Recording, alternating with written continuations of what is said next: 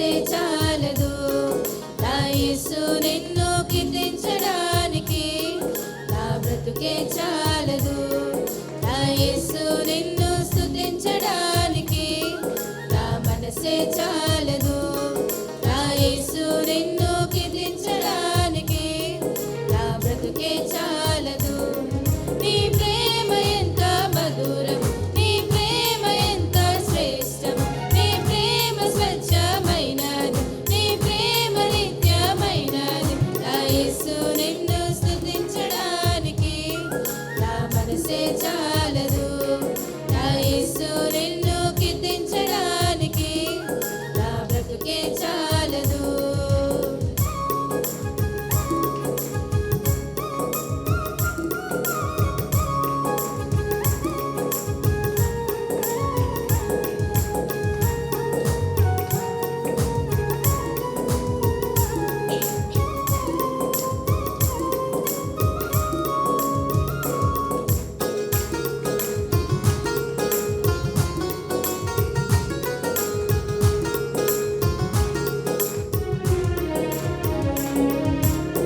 శత్రువుల మధ్యలో స్తుతించాడు దావీదు, కన్నీటితో విరిగి నలిగిన మనస్సుతో.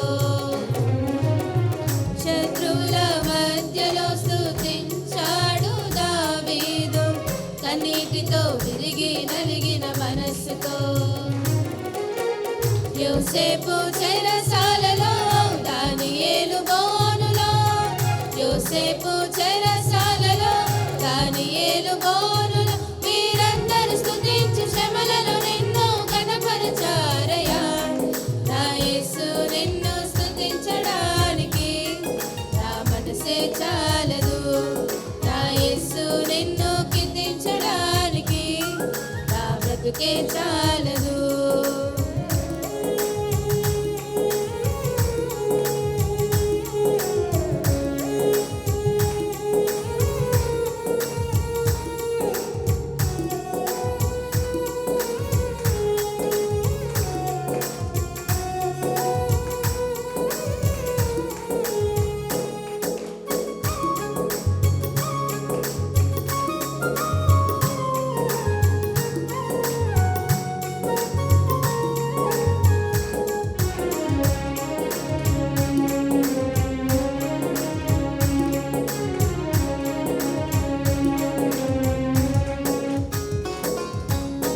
యేసయ్యా నా కొండ, నా కోట, నా శైలమా, చేతికి సంకెళ్ళతో స్తుతించారు పౌలు శీల.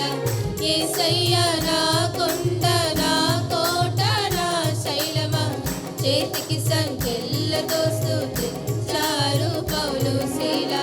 పరమందు శోధులు కోట్లాది దూతలు, పరమందు శోధులు కోట్లాది దూతలు, యుగ యుగములు నీకే స్తుతియు మహిమ కలుగును గాకని. నా యేసు నిన్ను స్తుతించడానికి నా మనసే చాలదు. నా యేసు నిన్ను కీర్తించడానికి నా బ్రతుకే చాలదు. నా యేసు నిన్ను స్తుతించడానికి నా మనసే చాలదు. నా యేసు నిన్ను కీర్తించడానికి నా బ్రతుకే చాలదు. నీ ప్రేమ ఎంత మధురం, నీ ప్రేమ ఎంత శ్రేష్టం, నీ ప్రేమ స్వచ్ఛమైనది, నీ ప్రేమ నిత్యమైనది. నా యేసు నిన్ను స్తుతించడానికి నా మనసే చాలదు. నా యేసు నిన్ను కీర్తించడానికి నా బ్రతుకే చాలదు. నా యేసు నిన్ను స్తుతించడానికి నా మనసే చాలదు. నా యేసు నిన్ను కీర్తించడానికి నా బ్రతుకే చాలదు. హల్లెలూయా. హల్లెలూయా. దేవునికి మహిమ కలుగును గాక. ప్రభునామమున మీ అందరికీ వందనాలు చెల్లిస్తున్నాను. మరి క్రొత్త సంవత్సరం మొదటి ఆదివారంలో మనం ప్రవేశించాం కాబట్టి ప్రతి ఆదివారం కూడా దేవుని ఆలయంలో ముందుండడం నేర్చుకోండి. దేవునికి మహిమ కలుగును గాక. హల్లెలూయా. మన ప్రాణానికి మనం అడుగేస్తున్నా, మంచినీళ్ళు తాగాలన్నా, భోజనం చేయాలన్నా, మనం ఆయుష్తో ఉండాలన్నా, ఆరోగ్యాలతో ఉండాలన్నా, ఏ విధముగా జీవించాలన్నా దేవుడు మనకు కావాలి. కాబట్టి మన జీవితాల్లో దేవుని మందిరానికి మొదటి స్థానం ఇవ్వడం నేర్చుకోవాలి. అలాగా ఆనాడు దావీదు, మనం చూస్తున్నాం యేసేపు, భక్తులందరూ కూడా వాళ్ళు అలా జీవించారు. కాబట్టి ఈనాడు జీవ గ్రంథంలో వాళ్ళ పేర్లు ఉన్నాయి. దాన్ని మనం చూసుకొని విశ్వాసం ఉంచుతున్నాం, ముందుకు ప్రయాణిస్తున్నాం.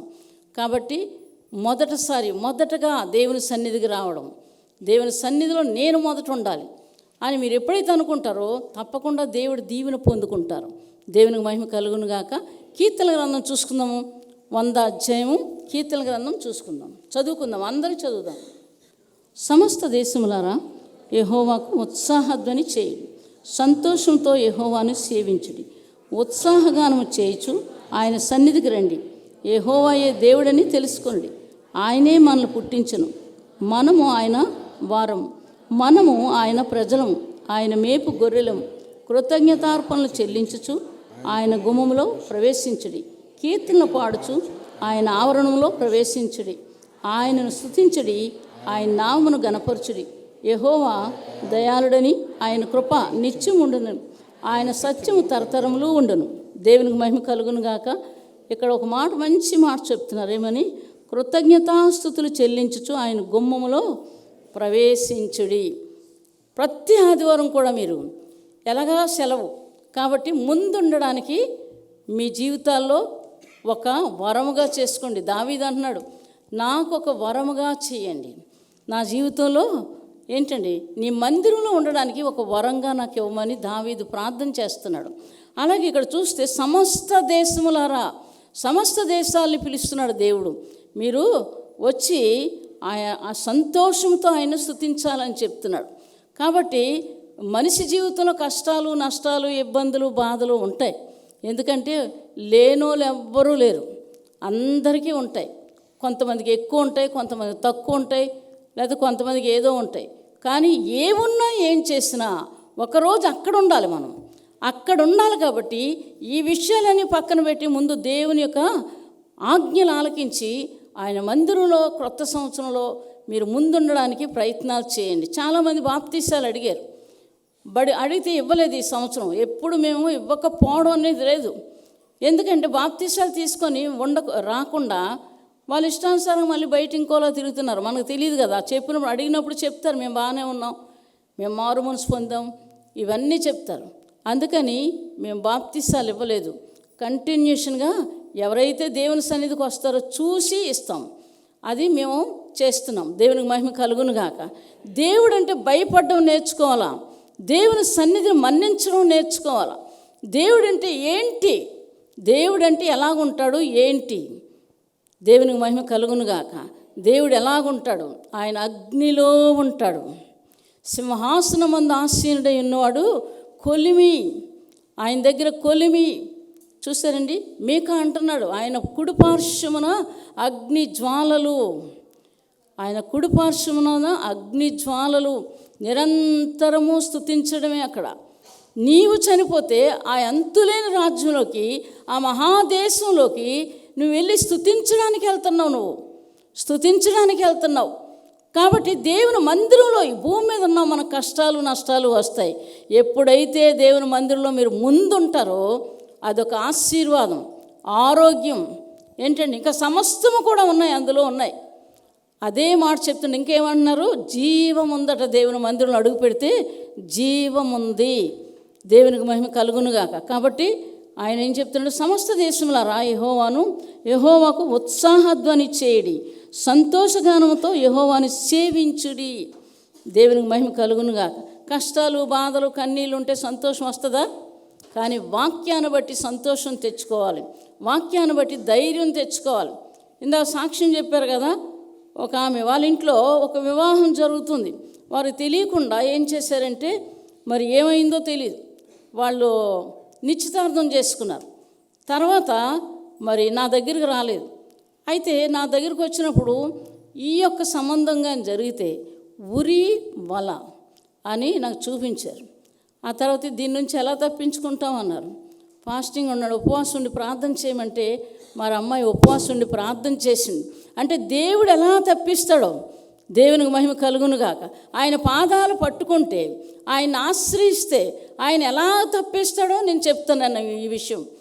అయితే ఏమైంది, ఉపవాసం ఉండి ప్రార్థన చేస్తుంది. నేను రోజు ప్రార్థన చేస్తున్నాను. ఒకరోజు ఏం చేశారో, అతను కొట్టేద్దాం అనుకున్నారు ఆ అబ్బాయిని. మరి చెప్పేశారు, తెగేసి చెప్పేసి వాళ్ళ వస్తువులన్నీ ఇచ్చేసి వీళ్ళు తీసుకొని ఇలా చేసిన తర్వాత కొడదామని చాలామంది పోగయ్యారు. వీళ్ళు కూడా చాలామంది వెళ్ళారు. ఆ తర్వాత వాళ్ళు ఏం చెయ్యలేక నాకేం చూపించారంటే, ఆ రోజు దేవుడే ఇలా గడ్డు పెట్టినట్టు చూపించారు. ఇలా గడ్డు పెట్టినట్టు చూపించారు. ఆ అబ్బాయిని కానీ ఆ మనుషులు కానీ ఒక దెబ్బ కూడా కొట్టకుండా వెళ్ళిపోయి సెటిల్ అయిపోయింది. తర్వాత మళ్ళీ ప్రార్థన చేస్తుంటే రాజమండ్రి సైడ్ నుంచి ఒక సంబంధం వస్తున్నట్టు చూపించారు. అలాగే వచ్చింది. తన మ్యారేజ్ అయింది. ఒక బాబు చాలా మంచిగా జీవిస్తున్నారు. దేవునికి మహిమ కలుగును గాక. దేవుని చిత్తమైతే అలాగే ఉంటాయి పనులు. లేకపోతే ఏముంటాయి, అసలు సంబంధాలు ఉండవు, ముక్కలు చేసేస్తారు. కాబట్టి ఈ విషయాలు గమనించుకోండి. దేవుని పాదాలు పట్టుకోండి, ముందు దేవుని సన్నిధికి వెళ్ళండి. మొదట దేవుని వాక్యం చదవండి, మొదట ప్రార్థన చేయండి. మొదట మీ పిల్లలందరూ కూర్చోండి. పిల్లల చేత కూడా చిన్న ప్రార్థన, ఆ నత్తి వచ్చి రాని మాటలే వాళ్ళ చేత ప్రార్థన చేస్తే ఇదేమవుతుందంటే, ఒకరోజు ఇలా చేసుకోవాలి, ఇలా జీవించాలని చిన్న పిల్లలకు కూడా అలవాటు అవుతుంది. వాళ్ళు దేవుని వెతకడం నేర్చుకుంటారు. కాబట్టి దేవుని వెతకడం పిల్లలకు నేర్పించండి. యవనస్తులు చేయండి, పెద్దవాళ్ళు చేయండి, అందరూ చేయాలి. ఇది ఎప్పుడైతే అలా చేస్తామో, ఆయన ఆజ్ఞలు ఆలకిస్తామో బ్రతుకుతాము. దేవునికి మహిమ కలుగును గాక. చూసుకుందామండి సామెతల గ్రంథం 8వ అధ్యాయం 34, 35, 36 వచనాలు. అనుదినము నా గడప యొద్ద కనిపెట్టుకొని నా ద్వారముల మీద కాచుకొని నా ఉపదేశం వినివారు ధన్యులు. నన్ను కనుగొనివాడు జీవమును కనుగొనును. యెహోవా కటాక్షము వానికి కలుగును. నన్ను కనుగొననివాడు తనకే హాని చేసుకొనును. నా యందు అసహ్యపరు అందరినీ మరణముకు స్నేహితులు. అది నా యందు అసహ్యపడి వారు అందరినీ మరణాన్ని స్నేహిస్తారు. నా గడప యొద్ద ఉంటే ఏమవుతుంది, జీవము నా గడప దగ్గర ఉంటే. దేవుని మాట ఆలకించాలి. కొత్త సంవత్సరం దేవుని సన్నిధికి మొదటి స్థానం ఇవ్వాలి. మొదటి స్థానం దేవుడికి ఇవ్వాలి. ఎప్పుడైతే మీరు అలాగే ఇస్తారో మీ జీవితంలో ఆశీర్వాదం, ఆనందం, ఆరోగ్యం ఏంటంటే అలాగని ఏమి రావంటే వస్తాయి. వచ్చినా ఏమీ జరగదు దేవుడేగా నీలో ఉంటే. లేకపోతే ఏదైనా జరుగుతుంది. ఎంతమంది చనిపోయారు దేవుడు లేని వాళ్ళు, ఎంతోమంది చనిపోయారు మనకు తెలుసు. నీవెందుకు బ్రతికావు చెప్తారా? దేవుడు ఉన్నాడు, మీ జీవితాల్లో దేవుడు ఉన్నాడు కాబట్టి బ్రతికి వచ్చేసావు. ఈ తేడా చూసుకోవాలి. వాళ్ళలాగా మనం జీవించకూడదు. నేను జాగ్రత్తగా ఉండాలి, ప్రతి విషయంలో నేను జాగ్రత్తగా ఉండాలని మనం నేర్చుకోవాలి. ఎవరు చెప్పినా వినకూడదు. ఎంత ప్రమాదమైన పరిస్థితి అయినా సరే దేవుని సన్నిధిలో ఉండడం నేర్చుకోవాలి. దేవునికి మహిమ కలుగును గాక. హల్లెలూయా. ఒక బ్రదర్ నాకు తెలుసు, బ్రాహ్మణులు ఆయన ప్రభువుని నమ్ముకున్నారు. ఆయన చాలా భయంకరమైన వ్యక్తి, దొంగతనాలే చేసేవాడు. ఈరోజు మీ ఇంటికి వస్తానని చెప్పి ఆ ఇంటికి వెళ్ళి దొంగతనాలు చేసేవాడు. అటువంటి భయంకరమైన వ్యక్తి. తల్లి కూడా దూషించేది, నువ్వెప్పుడు చనిపోతావురా, నువ్వెప్పుడు చనిపోతే నేను చూస్తాను అని అనేవారు. ఆ షాపుల్లోకి వెళ్ళడం, లేకపోతే ఇంకా ఇళ్లల్లోకి వెళ్ళడం, దొంగతనం చేసేవాడు. ఇలా దొంగతనం చేస్తున్నటువంటి వ్యక్తి తాగేసి ఒకరోజు రిక్షా మీద వెళ్ళిపోతున్నాడు. ఒక లాడ్జ్లోకి వెళ్ళిపోతుంటే అప్పుడు ఆ రిక్షావాడికి 100 రూపాయలు ఇస్తున్నాడు. 100 రూపాయలు కాదండి, నాది 2 రూపాయలు అన్నాడు. చూసారండి, దేవుడు నమ్ముకున్న బిడ్డలు అలాగే ఉంటారు. దేవునికి మహిమ కలుగును గాక. 2 రూపాయలు అంటే ఇప్పుడు నాకు దగ్గర 2 రూపాయలు లేవు, నేను ఎలాగా నీకు ఇస్తాను, చిల్లర లేదంటే అయితే ఉంచుకోండి మీరే అన్నాడు. ఉంచుకోమంటే ఏంటి అలా చెప్తున్నావు, నీకు డబ్బులు లేనివాడు నువ్వు ఎందుకు అలా చెప్తున్నావు అంటే, నేను యేసు ప్రభువుని నమ్ముకున్నానండి, నేను అలా చెయ్యను అన్నాడు. చూసారా, నేను యేసు ప్రభువుని నమ్ముకున్నాను, నేను అలా తీసుకోను అన్నాడు. ఆ మాట వేధించేస్తుంది ఇతనికి. నేను ఇంత దొంగవాడిని, డబ్బులు చూస్తే వదలను, ఇటువంటి భయంకరమైన వాడిని, ఒక రిక్షా తొక్కుతున్నవాడు 2 రూపాయలే కావాలని కూర్చున్నాడని చెప్పి ఆ మరుసటి రోజు ఏం చేశాడు, ఆ రాత్రి అంతా అతను నిద్రపడలేదు. ఎక్కడున్నాడో స్టాండ్లో అన్నీ వెతుకుతున్నాడు అతను ఎక్కడున్నాడని. ఆఖరికి ఒక దగ్గర దొరికాడు. దొరికిన తర్వాత ఆయన సాక్ష్యం విన్న తర్వాత ఆయన చర్చికి వెళ్ళి ఏంటాడు ఆ రోజు కూర్చొని మరుసటి రోజు నుంచి కన్నీరు కార్చాడు. దొంగతనాల గురించి మాట్లాడుతున్నారు. ఆ దైవ సేవకుడు దొంగతనాలు, అబద్ధాలు, మోసాలు, అన్యాయాలు, హత్యలు ఇవన్నిటి కొరకు మాట్లాడుతుంటే ఇతను ఏడుపు ఎంతమందినో ఏడిపించాను. నా తల్లి చీ అంటుంది నన్ను, నాది ఒక జీవితమేనా చీ అనుకున్నాడు. అనుకొని ఇంటికి వచ్చి మరలా ఏం చేశాడు, పాపానంతటినీ ఒప్పుకొని విడిచిపెట్టాడండి. విడిచిపెట్టి కొత్త జీవితం జీవిస్తున్నాడు. ఇప్పుడు ఉద్యోగం కావాలంటే ఎవ్వరూ ఉద్యోగం ఇవ్వట్లేదు. అప్పుడు పాస్టర్ గారు చెప్పారు, క్షమాపణ అడగాలి. నువ్వేమేం చేసావో అతనితో చెప్పారు. పాస్టర్ గారితో చెప్తే నువ్వేం చేసావో ప్రతి దగ్గరికి వెళ్ళి నువ్వు క్షమాపణ అడుగాని. కొంతమంది కొట్టారు, ఫోన్లే మారిపోయావు కదా చాలు అన్నారు. చాలామంది కొట్టారు. ఇంటికి వెళ్తే వాళ్ళ అమ్మ ఇంకా నమ్మలేదు. అలాంటి పరిస్థితుల్లో ఆదివారం మాత్రం మొదటి స్థానం ఇవ్వడం మొదలుపెట్టాడు. దేవునికి మహిమ కలుగునుగాక. ఎప్పుడైతే సంఘంలో నిలబడి సాక్ష్యం చెప్పడం మొదలుపెట్టాడో అందరూ కలిసి ప్రార్థన చేశారు ఉద్యోగం ఇవ్వమని. ఆయనకి స్టీల్ ప్లాంట్లో జాబ్ వచ్చింది. దేవునికి మహిమ కలుగునుగాక. మారిపోతే జీవితాలు మార్చేస్తాడు దేవుడు. దేవునికి మహిమ కలుగునుగాక. మ్యారేజ్ అయింది, సంబంధం కూడా ఇచ్చేవారు కాదు. అయ్యేసరికి అంతా చెప్పాడు, నీ ఇష్టం అమ్మా, నీకు ఇష్టమైతే నన్ను పెళ్లి చేసుకోలేదా మాని అన్నాడు. ఆవిడ వచ్చి నాకు ఇష్టమే, నేను పెళ్లి చేసుకుంటాను, పెళ్లి చేసుకుంది. 4 పిల్లలు, చిన్న పిల్లలతో సహా. ఆదివారం నాడు ఇంటికి ఎవరైనా చుట్టాలు వస్తే ఏం చేస్తారంటే మీరు వండుకొని తినండి, మేము వంట చేసేసుకున్నాం, లేదు మాది మీరు తినియండి, మేము చర్చి మాత్రం మానం అని చెప్పి చర్చి మానేవాడు కాదు. వర్షం వస్తున్నా, ఎండ వస్తున్నా, ఎంత భయంకరమైనటువంటి పరిస్థితులైనా చర్చి మానేవాడు కాదు. దేవునికి మహిమ కలుగునుగాక. హల్లెలూయా. ఎందుకు ఈరోజు సాక్షిగా ఉన్నాడు. పిల్లలందరూ ఇంజనీర్లు, మరలా పాపిష్టి పనులు చేయలేదు. ఆ తల్లి అంటుందేమని, నువ్వు ఇలాగ మారుతావు అనుకోలేదు నాయన. ఏంటి, నువ్వు చచ్చిపోవాలని ఎదురు చూసిన తల్లి నువ్వు ఇలాగ మారుతావని అనుకోలేదు నాయన. ఇలా మారిపోయి ఎంత మంచోడివని అన్నం తినిపించింది తర్వాత. దేవునికి మహిమ కలుగునుగాక. హల్లెలూయా. ఏ పిల్లలైనా మంచిగా ఉంటే సంతోషిస్తారు. చెడ్డ పనులు చేస్తే మరి ఎవరైనా ఇష్టపడతారేమో, నాకు ఇష్టం ఉండదు. ఎవరైనా సరే దేవునికి మహిమ కలుగునుగాక. ఇప్పుడే కాదు, చిన్నప్పటి నుంచి నేను చేయలేదు. నేను చేస్తే నా ఎదురుగుండా నేను చూస్తే నేను ఒప్పుకోను, నేను తప్పకుండా అడిగేదాన్ని. దేవునికి మహిమ కలుగునుగాక. హల్లెలూయా. కాబట్టి క్రైస్తవ జీవితం అంటే ఏటో నేర్చుకోవాలి. దేవుని సన్నిధిలో ఉండడం నేర్చుకుంటే గొప్ప ఆశీర్వాదం. అలాగని 100వ కీర్తన చెప్తున్నాడు అక్కడ, యెహోవాను స్తుతించాలి. దేవుని సన్నిధిలోకి వెళ్ళిపోయి స్తుతించడం నేర్చుకోవాలి. ముందుండాలి. దేవుని ఆశీర్వాదం పొందుకుంటాం మనం. దేవునికి మహిమ కలుగునుగాక. తర్వాత జీవము. మనొకసారి ఇలాగా పెయింట్లు చేస్తూ ఇక్కడ జారిపోయి పడిపోయాను. చాలామంది పడిపోయారు, భయం వేసింది. చేతులు ఇరిగిపోవడం, కాళ్ళు ఇరిగిపోవడం.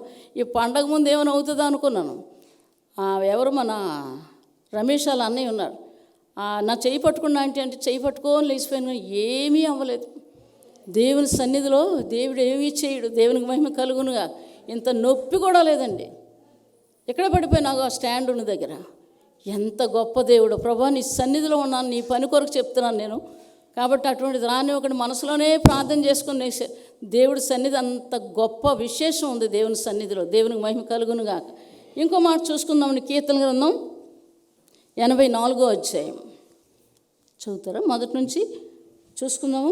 సైన్యములకు యెహోవా, నీ నివాసములు ఎంత రమ్యములు, నీ మందిరాలను చూడవలనని నా ప్రాణము ఎంతో ఆశపడుచున్నది, అది సొమ్మసిల్లుచున్నది. జీవము గల దేవుని దర్శించుటకు నా హృదయమును నా శరీరమును ఆనందంతో కేకలు వేయుచున్నవి. సైన్యములకు యెహోవా, నా రాజా, నా దేవా, నీ బలిపీఠం నొద్దని పిచ్చుకలకు నివాసము దొరకను, పిల్లలు పెట్టెటకు వానకోవలకు గూటి స్థలము దొరకను. నీ మందిరమును నివసించేవారు ధన్యులు, వారు నిత్యము నిన్ను స్తుతించెదరు. నీ వలన బలం నందు మనుషులు ధన్యులు, యాత్ర చేయు మార్గములు వారికి అతి ప్రియములు. వారు బాకాలో ఎబడి వెలుచు దాన్ని జలమయంగా చేయుదురు, తొలకరి వాన దానిని దీవెనలతో కప్పును. వారు నానాటికి బలాభివృద్ధి నందుచు ప్రయాణము చేయుదురు. వారిలో ప్రతివాడును సియోనులో దేవుని సన్నిధిని కనబడను. చాలు, దేవునికి మహిమ కలుగును గాక. హల్లెలూయా. సైన్యములకు అధిపతికి యెహోవా నీ నివాసములు ఎంతో రమ్యములు. ఆయన నివాసములు రమ్యములు, కనబడవు, అవి కనబడవు. దేవుని వాక్యం ఉంటుంది, పరిశుద్ధాత్మ దేవుడు ఉంటారు, ఏంటండి ప్రార్థన ఉంటుంది, ఏంటండి నివాసంలో ఏముంటాయంటే ఎంతో రమ్యమైనవి ఉంటాయి. దేవునికి మహిమ కలుగును గాక. అంతేగాక యెహోవా మందిరావరణం చూడవలని నా ప్రాణం ఎంతో ఆశపడుచున్నది, అది సొమ్మసిల్చున్నది. జీవము గల దేవుని దర్శించుటకు నా హృదయమును నా శరీరమును ఆనందంతో కేకలు వేయుచున్నవి. చూసారా, ఇక్కడ 4వ వచనం, నీ మందిరమందు నివసించువారు ధన్యులు, వారు నిత్యము నిన్ను స్తుతించెదరు. నీ వలన బలమునందు మనుష్యులు ధన్యులు, యాత్ర చేయి మార్గములు వారికి అతి ప్రియములు. వారు బాకాలోయలో బడి వెలుచు దాని జలమయముగా చేయుదురు. తొలకరి వాన దాని దీవెనలతో కప్పును. వారు నానాటికి బలాభివృద్ధి నందుచు ప్రయాణము చేయుదురు. వారిలో ప్రతివాడు సియోనులో దేవుని సన్నిధిని కనబడును. దేవునికి మహిమ కలుగునుగాక. వాళ్ళు ఏం చేస్తున్నారంటే వారు నిత్యము నిన్ను స్తుతించెదరు. నీ వలన బలమునందు మనుష్యులు ధన్యులు, యాత్ర చేయు మార్గములు వారికి అతి ప్రియములు. వారు బాకాలోయలో బడి వెళ్ళుచు దానిని జలమయముగా చేయుదురు. తొలకరి వాన దాని దీవెనలతో కప్పును. వారు ఎప్పుడైతే బాకా అంటే సువార్త, లోయ అంటే శ్రమలో, ఈ శ్రమలో ఉండి కూడా దేవునికి సువార్త చేస్తున్నటువంటి వ్యక్తులు, వారి జీవితంలో ఏం జరుగుతుందంటే కడవర వర్షం, తొలకర వర్షం అంటే పరిశుద్ధాత్మతో నింపబడుతున్నారు. వారు నానాటికి బలాభివృద్ధిని అందుచున్నారు. తర్వాత ఏం చేస్తున్నారు, వారు నానాటికి బలాభివృద్ధిని నందుచు ప్రయాణం చేయుదురు. వారిలో ప్రతివాడు దేవుని సన్నిధిలో కనబడును. ఆశీర్వాదం. ఎప్పుడైతే ఈ విధమైనటువంటి ప్రయాణం ఎవరైతే చేస్తారో వారిలో గొప్ప ఆశీర్వాదము, దీవెన నిలబడ్డది. దేవునికి మహిమ కలుగునుగాక. హల్లెలూయా. మందిరానికి వెళ్ళాలి కాబట్టి ఒక అడుగు పెట్టేసి ఇంటికి వెళ్ళిపోతాం అన్న వాళ్ళకి కాదు, ఏంటండి అలాంటి వాళ్ళు కాదు. కానీ నిజముగా దేవుని వాక్యాన్ని, దేవుని ఆజ్ఞలు ఆలకించినటువంటి వారికే ఆశీర్వాదం.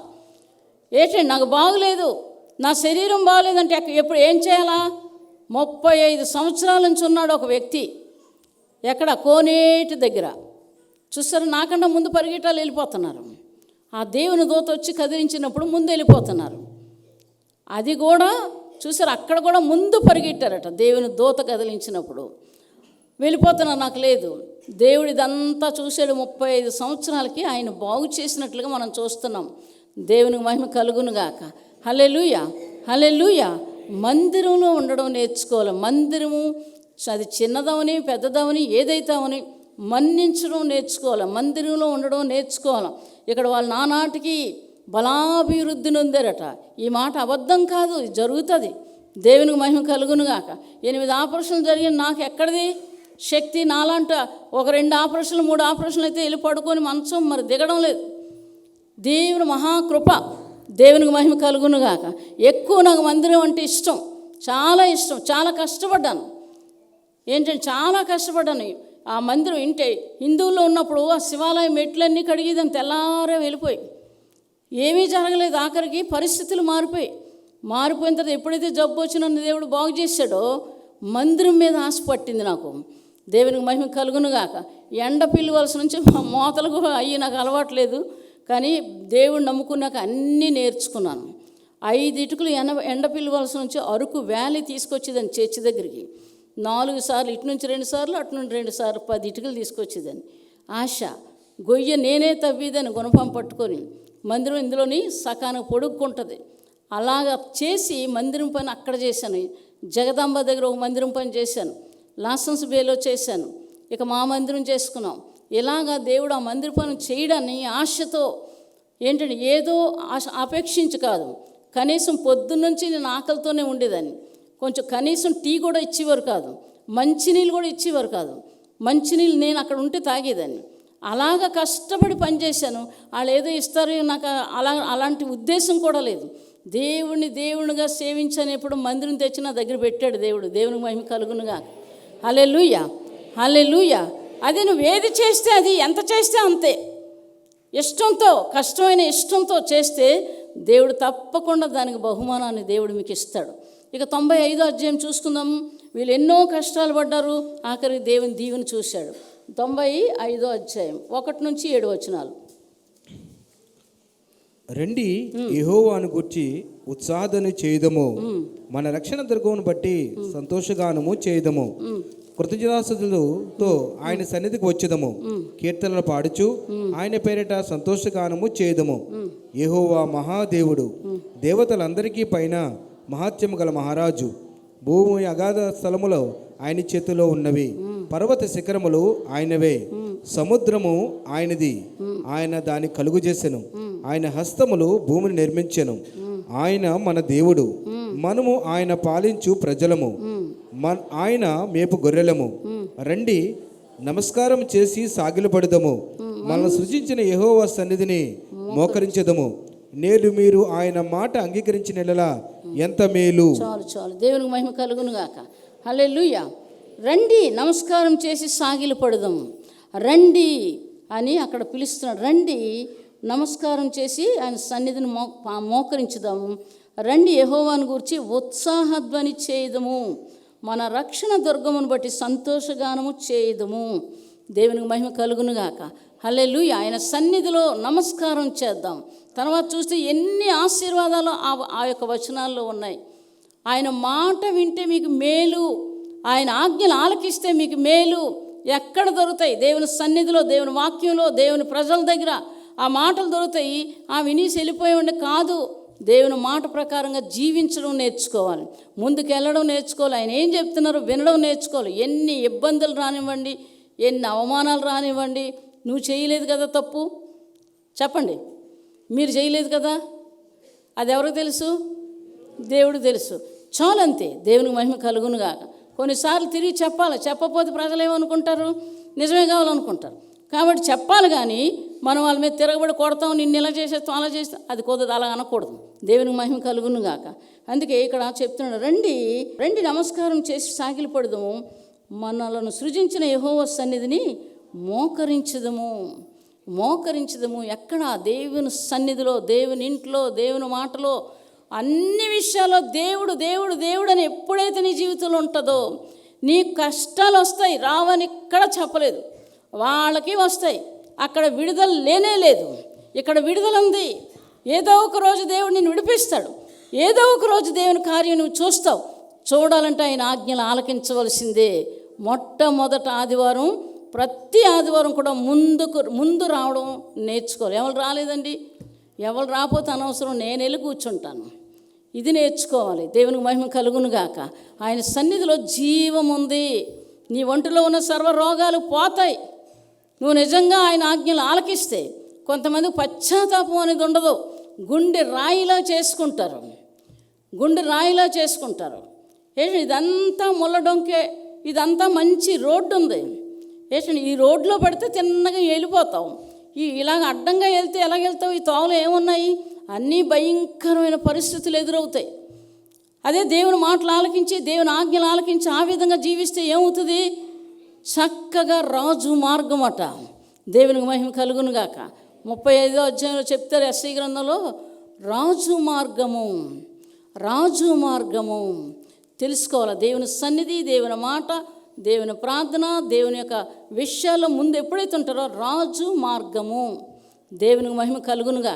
అలాగ ఉండడానికి నాకు ఇప్పుడు రాజు మార్గం ఇచ్చాడా లేదా? మీకు ఇచ్చాడా లేదా? ఇచ్చాడు దేవుడు. దేవునికి మహిమ కలుగునుగాక. హల్లెలూయా. కొన్ని సంవత్సరాలు పడ్డాం కష్టాలు. ఒక ఆయన కొడదామని నా దగ్గరికి వచ్చాడండి.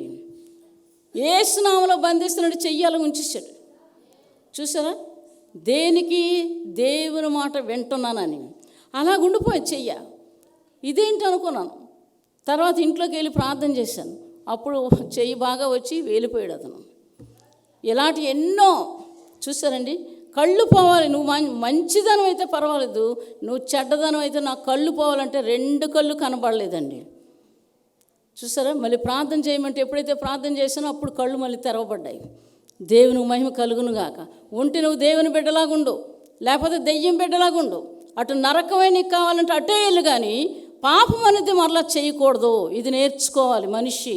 ప్రభువుని నమ్ముకున్న తర్వాత పాపం అనేది మరలా చేయకూడదు. ఎంతమంది అన్నాడు మంచిదనం కాదు, మంచోడు కాదు, దేవుడికి నువ్వు వంచాడు. ఆయన నిన్ను కౌగిట్లో ఎత్తుకున్నాడు, ఆయన బిడ్డగా నిన్ను చేసుకున్నాడు, ఆయన నిన్ను నా కుమారుడిగా చేసుకున్నాడు. వీళ్ళందరితో నీకేటి సంబంధం, మాకేటి సంబంధం? ఒకటే గురి, దేవుని రాజ్యంలో ఉండాలి. దేవునికి మహిమ కలుగును గాక. బ్రతికినన్నాళ్ళు మంచి పనులు చేయాలి. కష్టంలో ఉన్న, ఇబ్బందులు ఉన్న వాళ్ళకి ఆదరించడం, ఆదుకోవడం, ఇటువంటివన్నీ చేయడం నేర్చుకోవాలి. ఎందుకు? దేవుడు చేశాడు, మనం చెయ్యాలి. దేవుని కుమారులం కాబట్టి ఆ విధంగానే జీవించడం నేర్చుకోవాలి. దేవునికి మహిమ కలుగును గాక.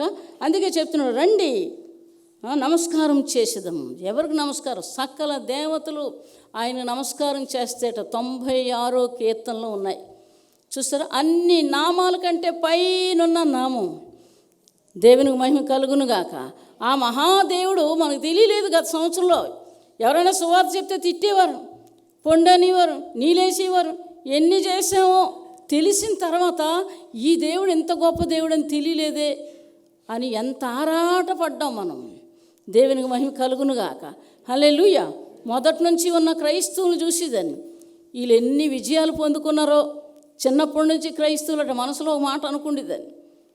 ఎంత గొప్ప భాగ్యం అండి ఆయన దొరకడం. దేవునికి మహిమ కలుగును గాక. హల్లెలూయా. 27వ అధ్యాయం చూసుకుందాం. కీర్తన గ్రంథం 27వ అధ్యాయం 4వ వచనం.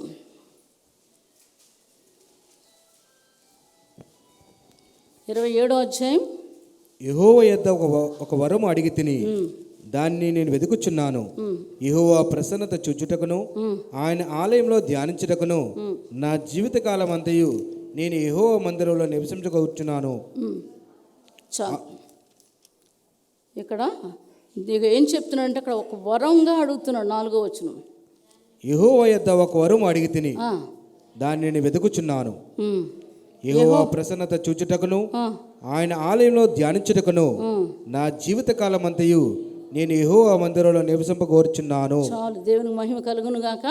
ఇక్కడ దావీదు చెప్తున్న మాటలు ఇవి. దావీదు చెప్తున్న మాటలు, దావీదు కీర్తన. ఆయన మహారాజు. మనం ఏం చేస్తాం? రాత్రి అంతా నిద్రలేదు కదా, చిన్న ప్రార్థన చేసుకొని పడుకుందాం. నిద్రలేదు, అలిసిపోయాం కదా, ఆయనకి తెలుసు అంట. దావీదు మొదటి స్థానం దేవుడికే ఇచ్చాడు. జీవితాన్ని దేవుడికి ఇచ్చాడు. మందిరంలో ఉండడానికి దేవుడికి ఇచ్చాడు. వాక్యం అందు శ్రద్ధగా నిలకడగా దేవుని వాక్యం అంటే ఆశపడేవాడు. అన్ని విషయాల్లో కూడా దావీదు మందిరానికి మొదటి స్థానం. దేవునికి మహిమ కలుగును గాక. హల్లెలూయా. అందుకే ఇక్కడ అంటున్నాడు, యెహోవా యొద్ద ఒక్క వరం అడిగి తిని దానిని నేను వెతుకుచున్నాను. ఏం వరం అడిగాడు అక్కడ? అడిగి తిని దానిని నేను వెతుకుచున్నాను. యెహోవా ప్రసన్నత చూచుటకును ఆయన ఆలయంలో ధ్యానించుటకును నా జీవితకాలం అంత్యు యెహోవా మందిరంలో నివసింపగోరుచున్నాను. ఎంత మంచి వరాన్ని అడిగాడు ఆయన. చూసండి, యెహోవా సన్నిధిలో ఉంటే ఏముంటుంది? ఆయన ప్రసన్నత. ఆయన భయంకరమైన సమస్య వచ్చినప్పుడు ఆయన స్తుతించాడు దేవుణ్ణి. అందుకే 100 కీర్తన, 150 కీర్తన, ఇంక చాలా కీర్తనలో ఆయన దావీదు స్తుతిస్తూ పాడడం, వాయించడం, ఇవన్నీ దేవుని స్తుతించడమే నేర్చుకున్నాడు. అందులో గొప్ప విజయాన్ని ఆయన జీవితంలో చూశాడు ఆయన. దేవునికి మహిమ కలుగును గాక. హల్లెలూయా, హల్లెలూయా. ఆ గొప్ప విజయాన్ని చూశాడు ఆయన. కాబట్టి దేవుణ్ణి ఏం చేయాలి? దేవుని ఆలయంలో మొదట స్థానం. ఆయన ప్రసన్నత వేసండి. తల నిండా, గుండె నిండా అవి ఇవి పెట్టుకొని రాకూడదు. వేసండి, అన్నీ ఒప్పుకొని విడిచిపెట్టి దేవుని ఆలయంలో ఉంటే దేవుని మాటలు నీ హృదయంలోకి వస్తాయి, నీ శరీరంలోకి వస్తాయి. దేవుని వాక్యమే ఆరోగ్యం. దేవునికి మహిమ కలుగును గాక. హల్లెలూయా. నడిపిస్తుంది, నిన్ను సరైన రీతిలో నడిపిస్తుంది. ఆజ్ఞలు ఆలకించడం నేర్చుకోవాలి. ఏంటండి, ఇంకా పాపాన్ని ఒప్పుకొని విడిచిపెట్టలేనటువంటి వారితో దేవుడు మాట్లాడుతున్నాడు. ఇంకా తాగుతున్నారా? తాగితే నీవు దేవుని బిడ్డో కాదు. ఇంకా సినిమాలు చూస్తున్నారా? దేవుని బిడ్డలు కారు. ఇంకా పేకాటలాడుతున్నారా? దేవుని బిడ్డలు కారు. అన్నీ ఒప్పుకొని విడిచిపెట్టేయాలి. మాటల్లో, క్రియల్లో సత్యం ఉండాలి. ఏదైనా నువ్వు మాట్లాడుతున్నావు అంటే అది నిజం మాట్లాడడం నేర్చుకోవాలి. అది దేవుని బిడ్డలు, దేవుని ప్రజలు. అటువంటి వారు దేవుని మందిరంలోకి వెళ్తే ఏమవుతుంది? ఆయన ప్రసన్నతను చూస్తారు. అప్పుడు ఏం జరుగుతుంది? పరిశుద్ధాత్మ శక్తి వారిలోకి వస్తుంది. వారు బాకా ఊదుతారు. ఎక్కడ బయటికి వెళ్తే ఏం చేస్తారు? వారు ఉండలేరు. సువార్త ఎక్కడెవరు దొరికితే సువార్త చెప్తారు. దానివల్ల ఆశీర్వాదం. ఇక్కడ బాకాలోయలో వెళ్తూ దానిని జలమయముగా చేశారట. జలమయముగా చేశారట. ఏంటి బాకా ఊది అంటే మారు మనసు రక్షణ అంటే వారు పశ్చాత్తాపం పడ్డారు, ప్రభువును అంగీకరించారు. వీళ్ళకి ఆశీర్వాదం కడవర వర్షం తొలకర వర్షం ఇంకా వీళ్ళ మీద కుమ్మరిస్తూనే ఉన్నాడు. వారు వెళ్ళిన దగ్గర ఆశీర్వదించబడ్డారు. నానాటికి బలము అభివృద్ధి ఇవన్నీ వచ్చాయి ఆ ఒక్క వచనంలో. కాబట్టి జ్ఞాపకం చేసుకోండి, దేవుని మందిరానికి మొదటి స్థానం. మీరు ఎక్కడున్నా సరే మొదట నేను ఉండాలి, నేర్చుకోవాలి. దేవునికి మహిమ కలుగును గాక. నడిచి నా ఎంత దూరం రేస్వాన్పాంచు ఏంటి ఎంఈబి కాలనీ లేదు, లాసెన్స్బి కాలనీ లేదని నడిచి ముందుండేదాన్ని. ఏంటంటే చాలామంది లేటుగా వచ్చేవారు. ఆ మందిరంలో పని అంటే నాకు ఇష్టం, చాలా చేసేదాన్ని పని. ఆ దేవుడు తెలిసి దేవునికి మహిమ కలుగును గాక. హల్లెలూయా హల్లెలూయా. కాబట్టి దేవుడికి మొదటి స్థానం మీరు ఎప్పుడైతే ఇస్తారో మీరు బాగుంటారు. దేవునికి మహిమ కలుగును గాక. హల్లెలూయా హల్లెలూయా. దావీదు చెప్తున్నాడు, చాలామంది దైవ సేవకులు చెప్తున్నారు యెరూషలేము కొరకు. పౌలు కూడా చెప్తున్నాడు యేసు ప్రభు యెరూషలేములోనే తిరుగులాడుతుండేవారట. ఆయన ఒక రోజు వస్తుంది, చూసుకుందాం. యోహాను సువార్త 10వ అధ్యాయం 22వ వచనం. ప్రతిష్ఠిత పండుగ యెరూషలేములో జరుగుచుండెను. అది శీతాకాలము. అప్పుడు యేసు దేవాలయంలో సొలొమోను మండపము తిరుగుచుండగా యూదులు ఆయన చుట్టూ పోగై, ఎంతకాలము మమ్మను సందేహపెట్టదవు? నీవు క్రీస్తువైతే మాతో స్పష్టంగా చెప్పమనిరి. అందుకు యేసు, మీతో చెప్పితిని గాని మీరు నమ్మరు.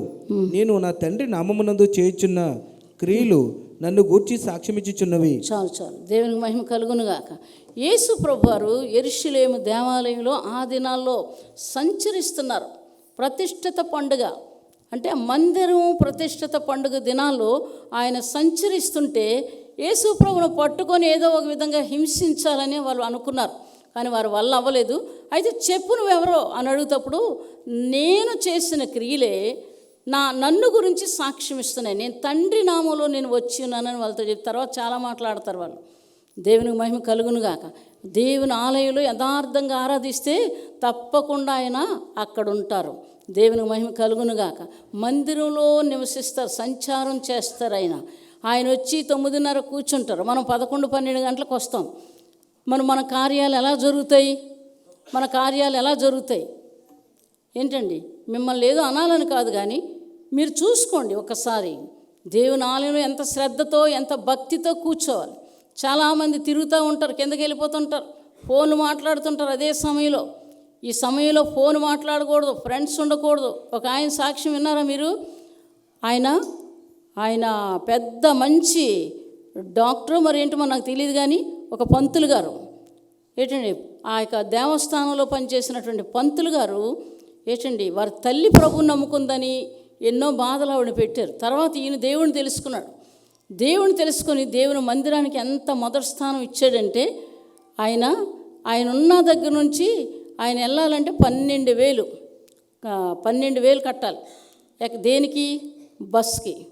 అయితే ఆయన ఆ ఊర్లో అన్నారట, ఆదివారం నాడు నాకు సెలవు ఇవ్వండి అంటే, ఆదివారం తీసుకోక శుక్రవారం నాడు తీసుకోన్నారట.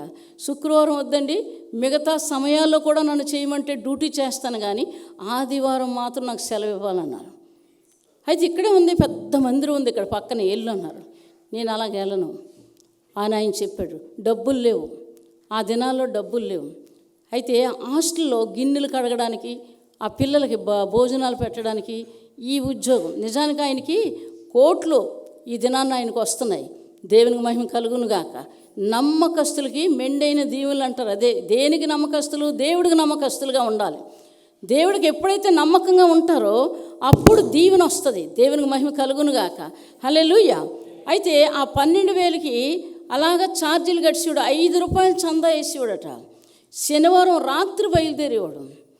ఎప్పుడైతే అంత ఆరాధన అయిపోయిందో మళ్ళీ ఆదివారం రాత్రికి బయలుదేరి మళ్ళీ డ్యూటీలో జాయిన్ అయ్యాడు. అలా కష్టంతో ఇష్టపడి దేవుని మందిరం అంటే ఆశపడి తను ఎక్కడైతే మరి ఉంటున్నాడో ఆ మందిరానికే వెళ్ళేవాడు. ఆ మందిరానికి అంత కష్టంతో వెళ్ళిన తర్వాత ఏమైంది, మంచి పొజిషన్లో ఆయన ఉన్నాడు. అది నేను చెప్పలేకపోతున్నాను, కానీ క్యాన్సర్కి ముందు ఆయన ఉన్నదో లేదో అని ముందు చెప్పగలడట. అటువంటి మంచి ఉద్యోగం, కోట్ల కొలది ఉద్యోగం ఆయన. అయితే చాలామంది మరి ఆయన ఒక్కడే ఉన్నాడట. ఒక్కడే ఉంటే నువ్వు ఒక్కడే ఉన్నావు, రిజైన్ చేసేస్తాను అన్నాడు సేవ కోసం. నువ్వు ఒక్కడే ఉన్నావు కాబట్టి కొంతమందికి నేర్పించు, నువ్వు అప్పుడు నువ్వు రిజైన్ చేసిద్దు అని. అలా కొంతమందికి నేర్పిస్తూ రిజైన్ చేసేసి దేవుని సేవకు వచ్చాడు. దేవునికి మహిమ కలుగును గాక. హల్లెలూయా. కష్టంతో అంత దూరం వెళ్ళాడు. చూడండి ఎంత మొదటి స్థానం ఇచ్చాడు. మరి మీలో ఎంతమంది ఇస్తున్నారో మీకే తెలియాలి. ఏంటంటే మొదటి స్థానం కొత్త సంవత్సరంలో మీతో దేవుడే మాట్లాడుతున్నాడు. మీరు వినకపోతే మీ ఇష్టం, దేవుడే మాట్లాడుతున్నాడు. కాబట్టి ఈ విషయాలు జ్ఞాపకం చేసుకోండి. పనులుంటాయి ఉండవని కాదు, ఏదో అవుతుంది. ఆ పని అక్కడ వదిలేయడం నేర్చుకోవాలి. మీరు ఎంత టైంకి అయితే పెట్టుకుంటారో, ఎన్ని పనులైనా ఈ టైంకి ఈ పని అయిపోవాలి. అవ్వలేదా అది వదిలేస్తాను, అప్పుడు నేను మందిరానికి వెళ్తాను, తర్వాత వెళ్ళి చేసుకుంటాను, లేకపోతే ఉన్నాయి. నేను అలాగే చేసేదాన్ని, ఒక టైం పెట్టుకునేదాన్ని. ఆ విధంగా మీరు నేర్చుకుంటే దేవుడు మిమ్మల్ని దీవెన, తొలకర వర్షం, కడవర వర్షం, బలాభివృద్ధి ఇవన్నీ మీకు దేవుడు ఇస్తాడు. దేవునికి మహిమ కలుగును గాక. హల్లెలూయా. మైళ్ళు దూరం నడకతో సువార్త చేస్తున్నటువంటి బిడ్డలు ఆశీర్వదించాడు. వారు బాకాలోయలో పడే వెళ్ళారు. ఏచండి బాకాలోయలో పడే వెళ్ళారు.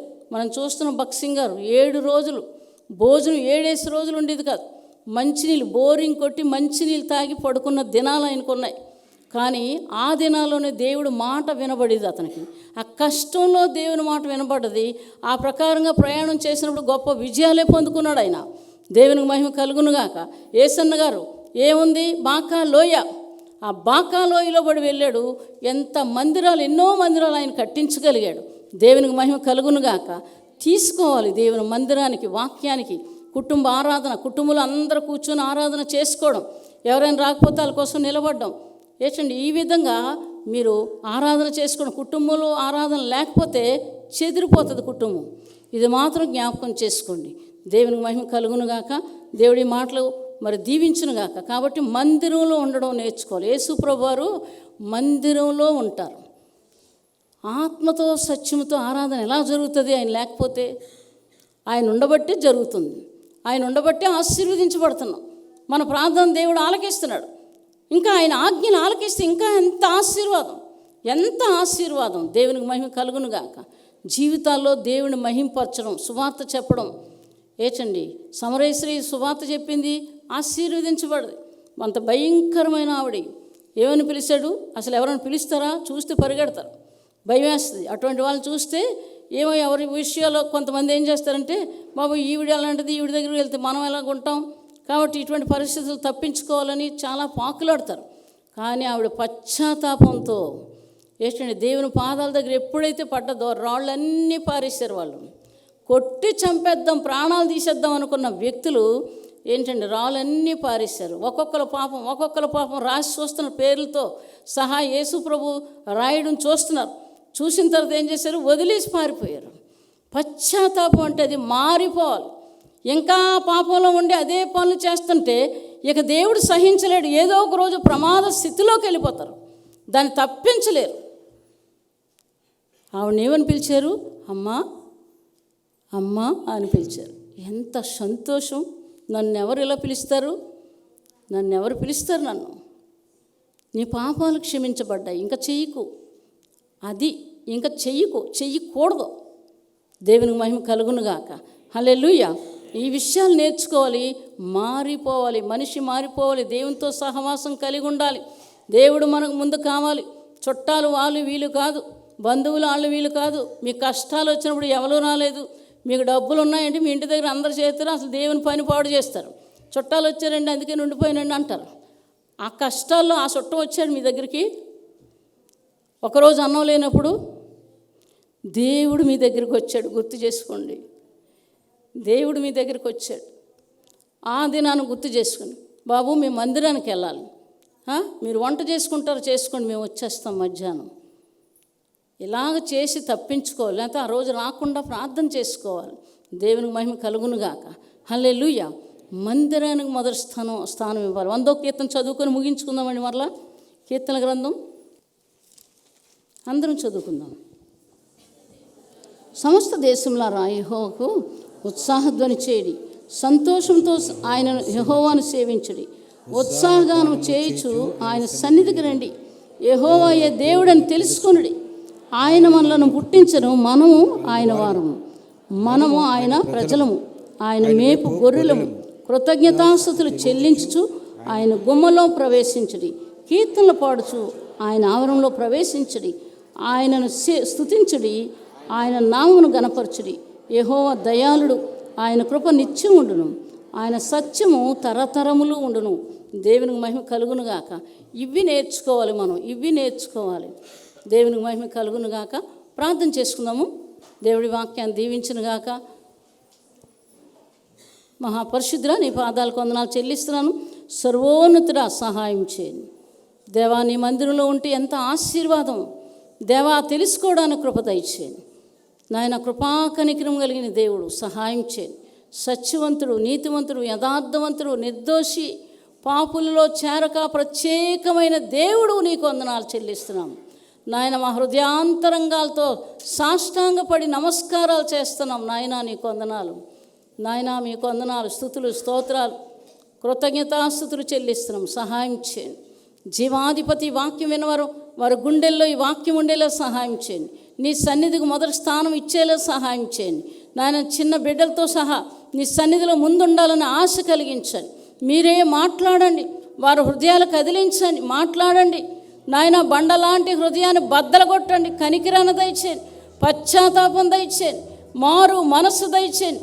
మీ సన్నిధి భాగ్యం దయచేయండి, మాకు దయచేయండి, వారికి దయచేయండి దేవా. నీ రాజ్యంలో ఉండడానికి, యుగయుగాలు ఉండడానికి నానా విధములైన కృపలను విడుదల చేయండి, సహాయం చేయండి. శత్రువుని యేసు నామములో బంధిస్తున్నాను. గొప్ప కార్యాలు విడుదల చేయండి నాయన. నీకు వందనాలు. విన్నవారందరూ హృదయాలు తెరవండి. యేసుక్రీస్తు నామమున అడిగి వేడుకొని ప్రార్థిస్తున్నాం తండ్రి. ఆమేన్. హల్లెలూయా, హల్లెలూయా.